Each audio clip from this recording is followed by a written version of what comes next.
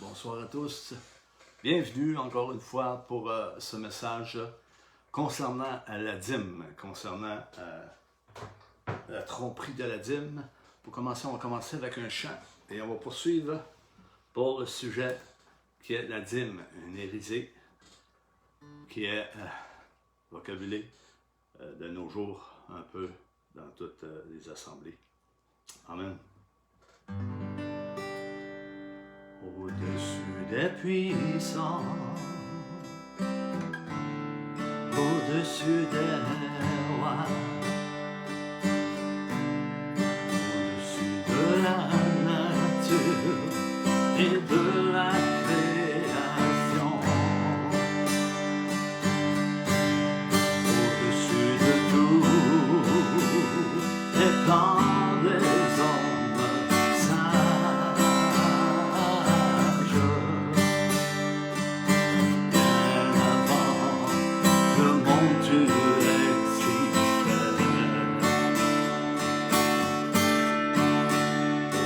Des royaumes, au-dessus des trônes, au-dessus des merveilles que ce monde a connues, par-dessus tout les trésors de la terre.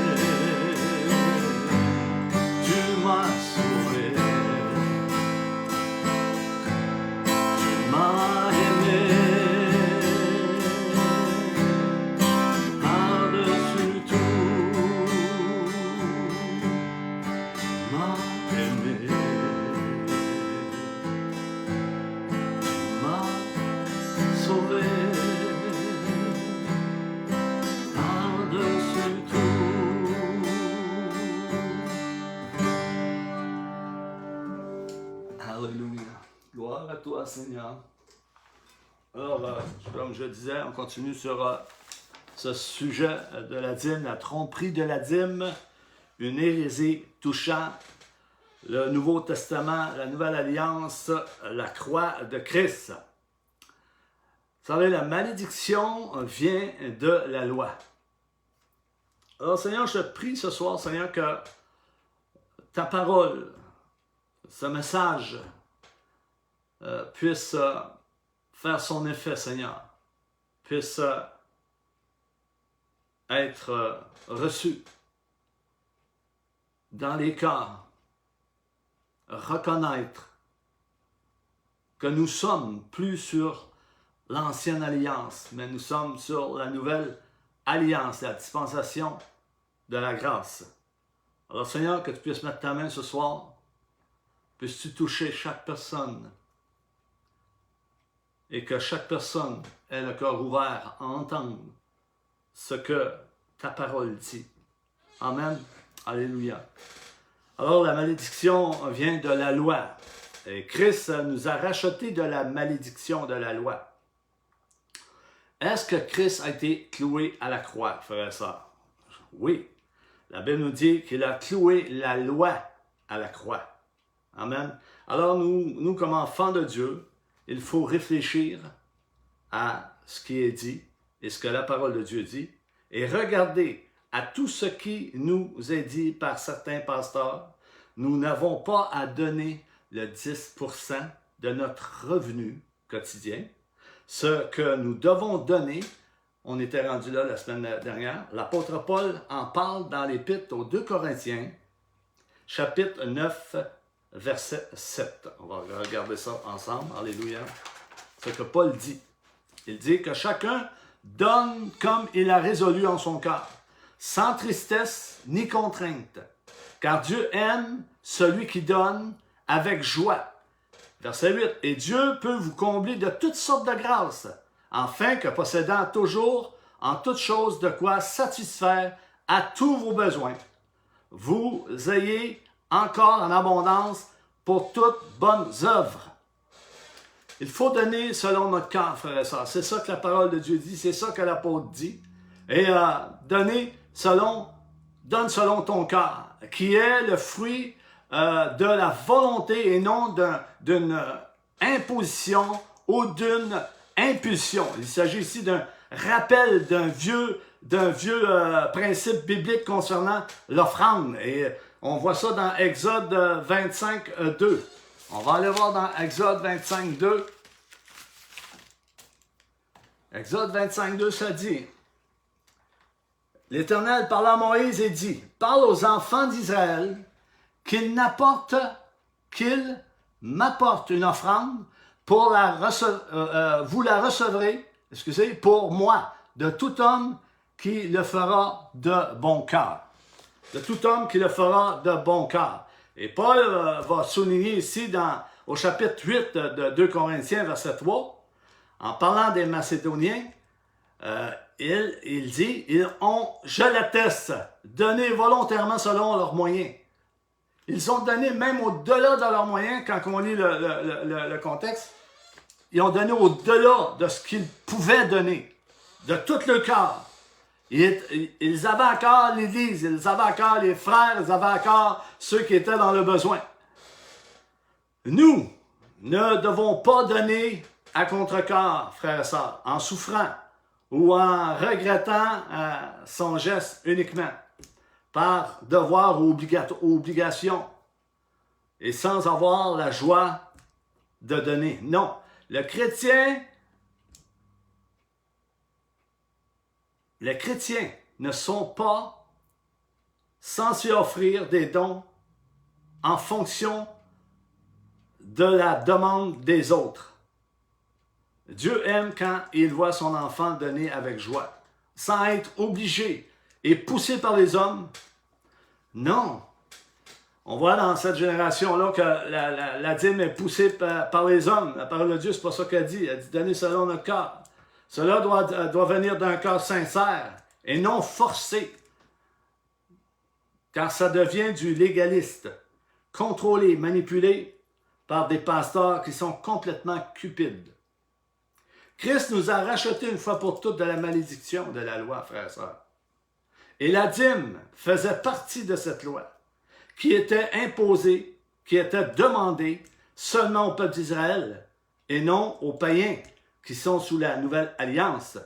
Nous sommes païens, rachetés, co-héritiers, nés de nouveau par la grâce de Dieu en Jésus-Christ. Amen. Nous ne sommes pas Israélites, nous sommes les co-héritiers païens. Alléluia, sauvés. Dans la nouvelle alliance, nés de nouveau. Allons voir ce qui s'est passé dans le temps de Jésus. C'est un peu aussi au temps de l'Ancienne Alliance, de l'Ancien Testament. Il était là dans l'Ancienne Alliance, Jésus, quand on regarde dans Matthieu. Qu'est-ce qui s'est passé dans ce temps-là quand Jésus a apparu? Matthieu 23, 23. Matthieu 23, chapitre 23, verset 23. C'était avant que Jésus ne meure. La loi existait toujours. Christ n'était pas encore mort et ressuscité. Il n'avait pas encore pris les péchés de l'humanité entière. La loi existait. La loi existait. Les pharisiens étaient bien là quand Jésus était là. Et Jésus dira dans Matthieu 23, verset 23, il s'adresse aux pharisiens ou aux scribes. Et il dit, malheur à vous, scribes, pharisiens, hypocrites, parce que vous payez la dîme de la menthe et de la nette et du cumin. Oui, ils étaient encore sous la loi en ce moment-là. Donc oui, ils avaient besoin de donner la dîme de la nette, de la menthe et de la nette et du cumin. Car ils étaient encore sous la loi de Moïse et Lévitique en ce temps. Mais écoutons bien, en ce temps, il était normal parce que Christ n'était pas encore mort sur la croix. Parce que le sacrifice n'était pas encore accompli dans la Nouvelle Alliance. N'était pas accompli, excusez. La Nouvelle Alliance n'était pas encore en vigueur. Elle n'était pas encore mise en place. Parce que la Nouvelle Alliance a été mise en vigueur seulement après la mort et la résurrection de Jésus-Christ, notre Sauveur. La croix n'était pas encore mise en valeur dans ces passages. C'est à ce moment-là que la Nouvelle Alliance a pris toute sa place. Elle a été mise en vigueur au moment où Christ a été ressuscité des morts. Cette Nouvelle Alliance a été mise en place lorsque Christ a ressuscité des morts.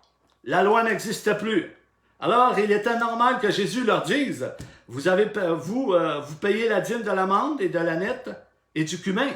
Et Jésus dit ce que vous laissez. Ils ont laissé quelque chose de très important, de plus important dans la loi.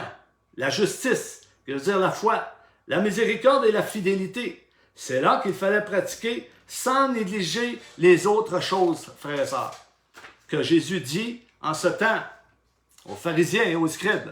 Jésus est en train de leur dire en disant, sans négliger les autres choses, c'est-à-dire de payer la dîme, de la menthe, de la nette et du cumin. Alors c'était normal pour eux.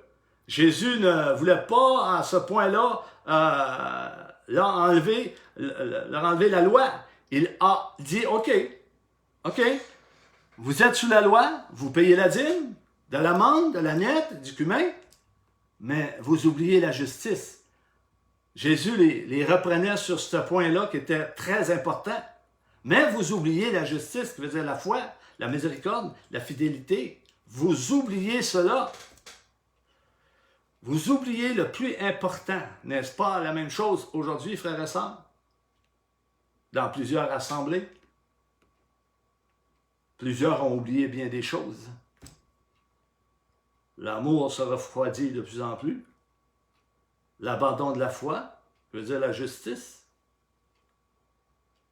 Ils aiment mieux s'enrichir que de prêter l'oreille à la parole de Dieu et de se mettre en règle avec la parole de Dieu. On voit que c'est le seul moment, c'est le seul endroit où Jésus mentionne le mot dîme dans les évangiles. Il leur dit, c'est bien, mais rappelez-vous la nouvelle alliance. La nouvelle alliance n'avait pas encore été inaugurée. La loi n'avait pas été encore clouée à la croix du Calvaire. Jésus n'avait pas cloué encore la loi à la croix.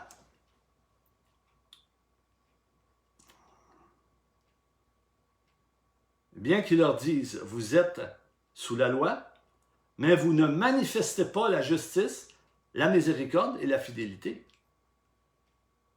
Ils n'observaient pas cela, les pharisiens et les scribes.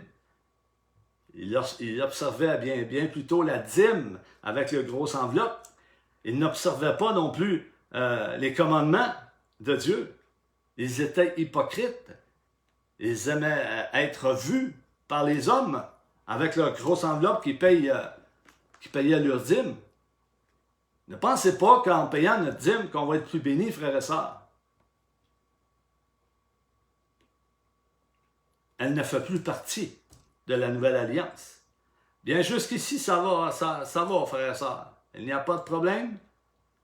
Pasteur, vous ne pouvez pas utiliser ce texte pour venir déclarer, même sous la Nouvelle Alliance, que Jésus a accepté et a loué les scribes et les pharisiens parce qu'ils donnaient la dîme. Non! Nous ne pouvons pas utiliser ce verset qu'on vient de voir dans Matthieu 23, chapitre 23 et verset 23. C'est impossible pour dire, sous le Nouveau Testament, aussi oui, qu'on peut payer la dîme. Non! Le Nouveau Testament parle dans les 4 évangiles de la vie de Jésus. Avant sa mort, avant l'introduction de la Nouvelle Alliance, mais la vie sous la Nouvelle Alliance commence à partir du livre des Actes des Apôtres. La vie de la Nouvelle Alliance commence après la résurrection de Christ. Et là, la porte est ouverte maintenant en tous ceux qui croient en lui pour obtenir le salut. Et bien sûr, devenir membre de la famille de Dieu, enfant de Dieu, qui maintenant est dans une nouvelle alliance, née de nouveau, avec Dieu à travers la foi en Jésus-Christ, le don de la grâce offert à tous ceux qui croient. Alléluia! Maintenant, n'essayons pas d'utiliser ce texte de Matthieu 23, verset 23, pour venir prouver que même sous la nouvelle alliance, il nous faut payer la dîme. Non, c'est faux. C'est de la tromperie. C'est de l'hypocrisie.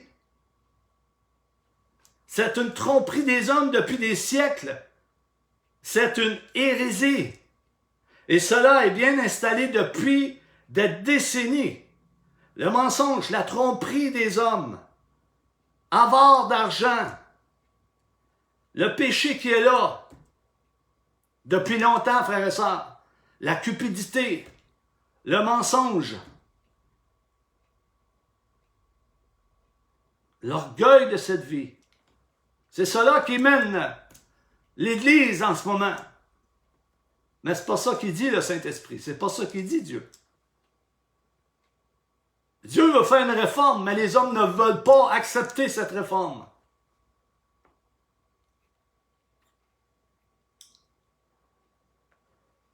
Nous voyons que ceci nous démontre très clairement que sous la Nouvelle Alliance, c'est là que réellement les choses vont commencer.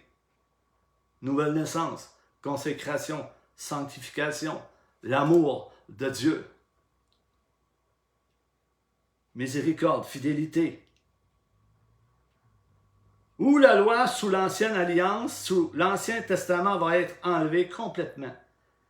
Et une nouvelle alliance va être inaugurée sans la loi que nous allons voir, bien sûr, dans la suite du message qui va suivre. Et je veux que ça soit bien reçu, bien compris, et je veux que ça soit clair, frères et sœurs.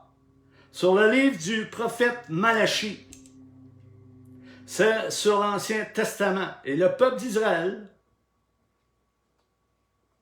sur l'Ancien Testament, sur le peuple d'Israël, et non pas sur tous les peuples, et même, et non sur toutes les nations. La Bible nous dit que Christ nous a rachetés de la malédiction de la loi.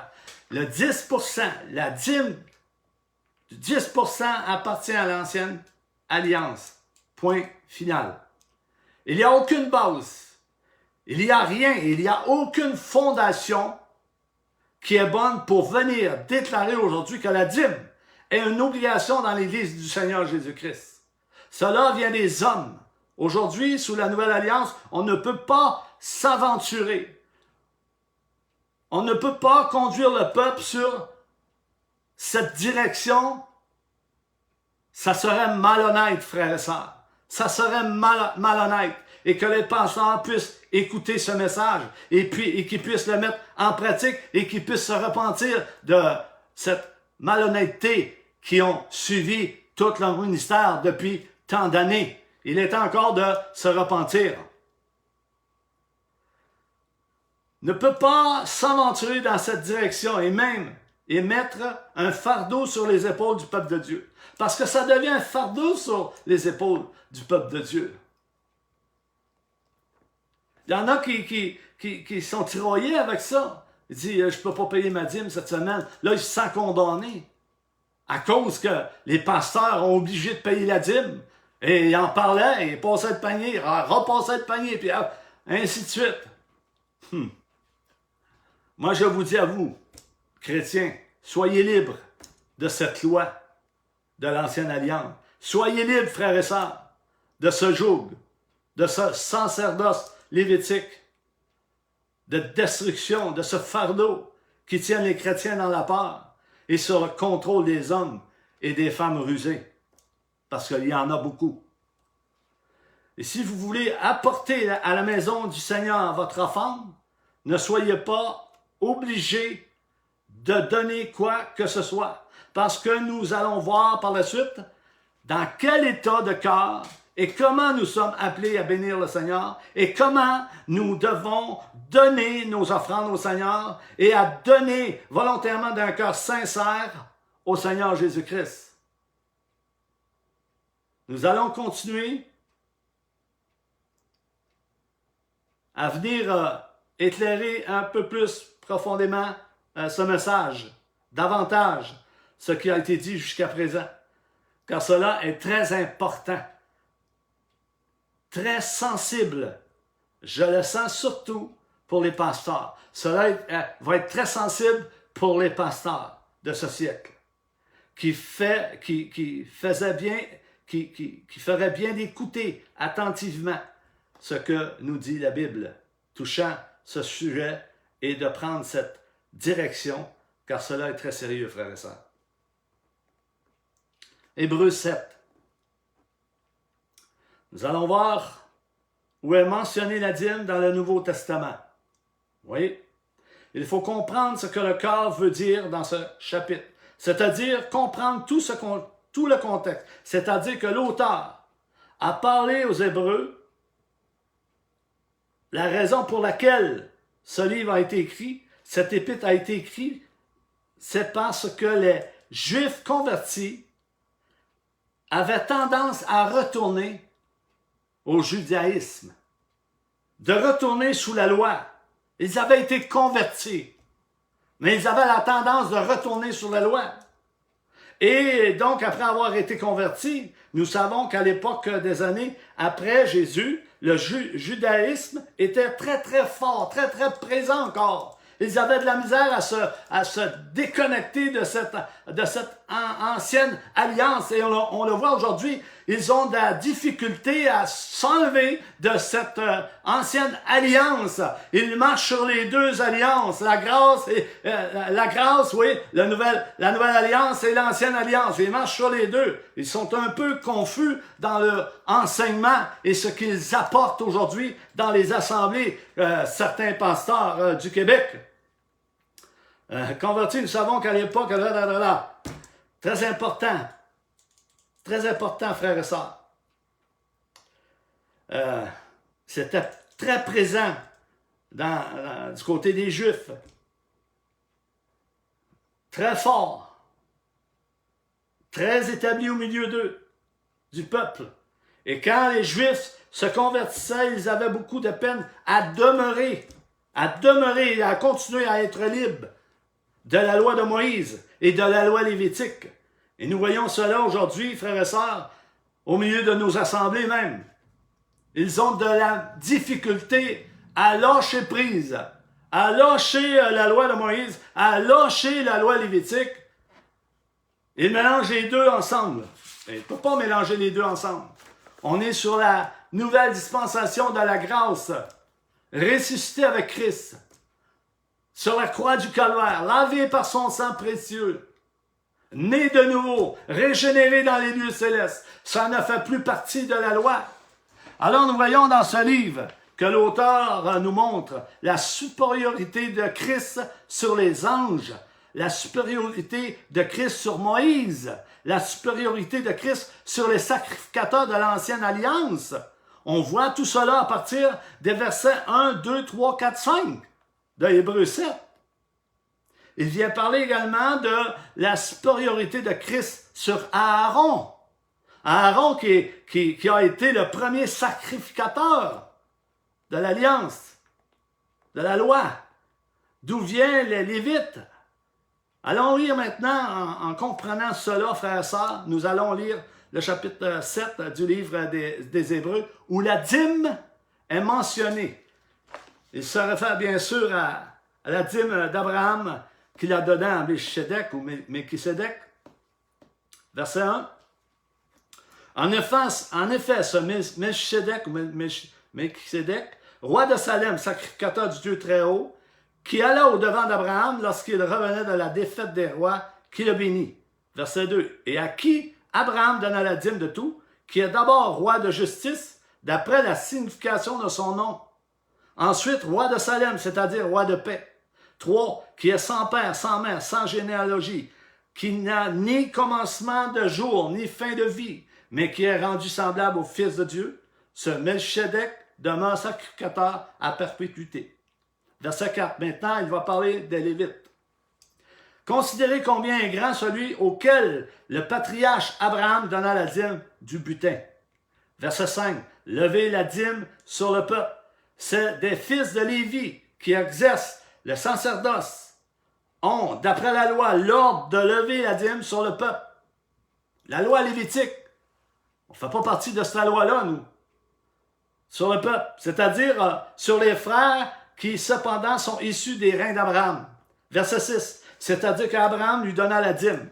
Et lui qui ne tirait pas d'eux son origine, il leva la dîme sur Abraham et les bénit, celui qui avait les promesses. Le verset 7. Très important, frères et sœurs, qu'on puisse comprendre. Pour que nous comprenions ce qu'est dit là. Or, c'est sans contredit l'inférieur qui est béni par le supérieur. Je termine. Alors, si l'auteur veut montrer la supériorité de Christ sur Abraham, Melchisedec, qui représentait Christ, a béni Abraham, c'est bien le supérieur qui bénit l'inférieur pour montrer la supériorité de Christ sur Abraham. La Bible nous dit ceci. Écoutez bien, versets 8 et 9. Et ici, ceux qui perçoivent la dîme sont des hommes mortels. Mais là, c'est celui, donc, il est attesté qu'il est vivant. De plus, Lévi qui perçoit la dîme l'a payé, pour ainsi dire, par Abraham. Mais là, qu'est-ce que l'auteur veut tout simplement dire à ces Juifs convertis, frères et sœurs? Oublions pas, c'est des Juifs convertis au Seigneur Jésus, là. Ne retournez pas sous la loi. Christ est supérieur de Aaron, est supérieur de Lévi, est supérieur de Moïse. Quand nous avons parlé, nous avons parlé au chapitre 3, et quand nous parlons de la supériorité de Christ sur les anges, au chapitre 1, verset 4, il est devenu d'autant supérieur aux anges qu'il a hérité d'un nom plus excellent que le leur. Tout ce texte que nous venons de voir est absolument clair que la dîme faisait partie de l'Ancien Testament, l'Ancienne Alliance. Je termine. Alors l'auteur ne réintroduit pas la dîme, mais explique que les Lévites qui sortaient d'Aaron, qui est la tribu de Lévi, étaient inférieurs à Jésus. Donc, il n'est pas question ici de réintroduire la dîme comme font plusieurs pasteurs mal enseignés ou ils l'ignorent. Non. Je ne sais pas s'ils l'ignorent ou ils le savent. En tout cas, s'ils le savent, ils pêchent contre le Seigneur. Nous voyons clairement que l'auteur se sert de cet exemple pour montrer la supériorité de Christ sur Aaron, sur les Lévites.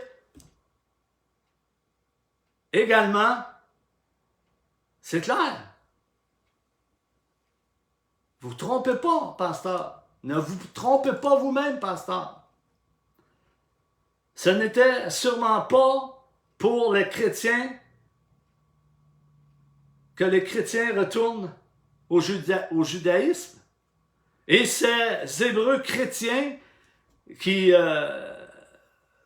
faisaient fausse route, comme plusieurs le sont aujourd'hui. Depuis Luther, Constantin, Calvin et d'autres dans les siècles passés ont fait erreur. La dîme, depuis des siècles, qu'il impose cela à l'Église. Et cela faisait partie de l'ancienne alliance. C'est incroyable comment les hommes ont laissé aller cette hérésie depuis des décennies. Maintenant, nous allons voir l'inutilité de l'ancienne alliance de la loi lévitique. Nous sommes toujours dans l'Épître aux Hébreux. On va le voir la semaine prochaine. Quand nous regardons tout cela attentivement, c'est très intéressant, frères et sœurs. Pour la semaine prochaine, ne manquez pas. Le message de la semaine prochaine, ça devient de plus en plus clair et de plus en plus évident. Quand la Bible dit que le sacerdoce lévitique a été aboli, ça veut tout dire, frères et sœurs. Si quelque chose est aboli, il n'existe plus. Nous sommes passés à d'autres choses. Nous sommes passés à la nouvelle alliance, la nouvelle dispensation. Amen. Je vous laisse là-dessus. Dieu vous bénisse et bonne fin de soirée à vous et on se voit la semaine prochaine, Dieu voulant, et qu'on puisse retenir dans nos cœurs ce que l'Esprit de Dieu veut nous transmettre à chacun d'entre nous. Parce qu'il nous aime. Il ne veut pas qu'on soit conduit dans l'erreur et dans toutes sortes de doctrines et des enseignements erronés également, et de mensonges et d'hypocrisie. Jésus a dit, plusieurs faux prophètes vont venir dans le monde et vont séduire beaucoup de gens. Et ça se passe là, frères et sœurs. Et je peux vous dire que les temps vont devenir de plus en plus mauvais. Même si les gens voient le beau soleil aujourd'hui et demain et après-demain, les jours deviennent de plus en plus mauvais pour l'humanité. Il faut prier et garder la foi. Je vous aime, au revoir et à la semaine prochaine.